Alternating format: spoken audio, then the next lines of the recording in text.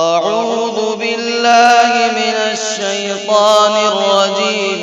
بسم الله الرحمن الرحيم.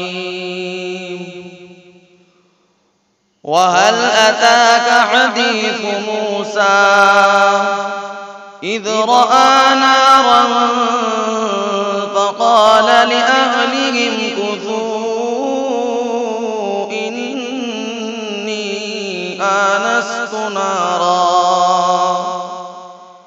إني آنست نارا لعلي آتيكم منها بقبس أو أجد على النار هدى.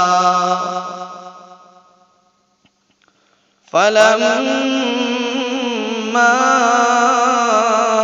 أتاها نودي يا موسى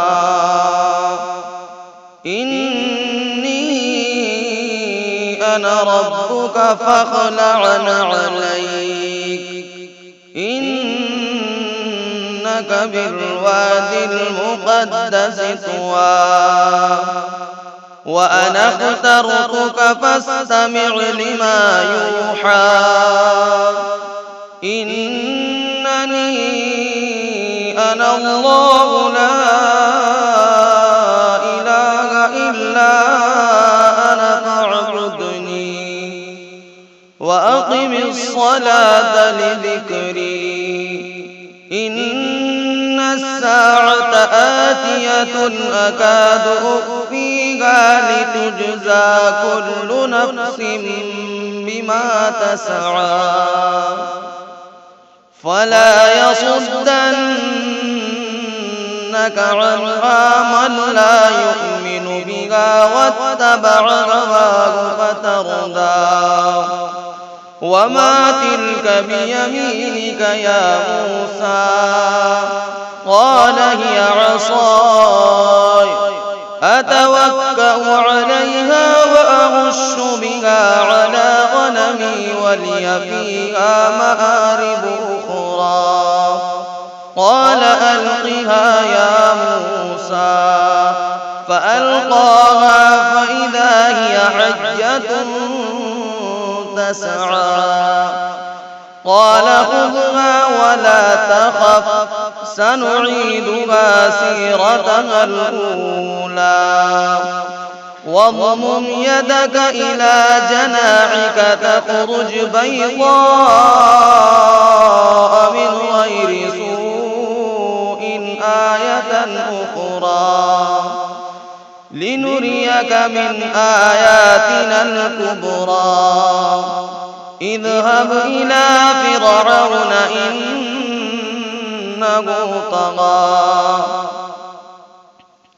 قال رب اشرح لي صدري ويسر لي أمري واحلل عقدة من لساني يفقه قولي واجعل لي وزيرا من أهلي هارون أخي اشدد به أزري وأشركه في أمري كي نسبحك كثيرا ونذكرك كثيرا إنك كنت بنا بصيرا. قال قد أوتيت سؤلك يا موسى ولقد مننا عليك مرة أخرى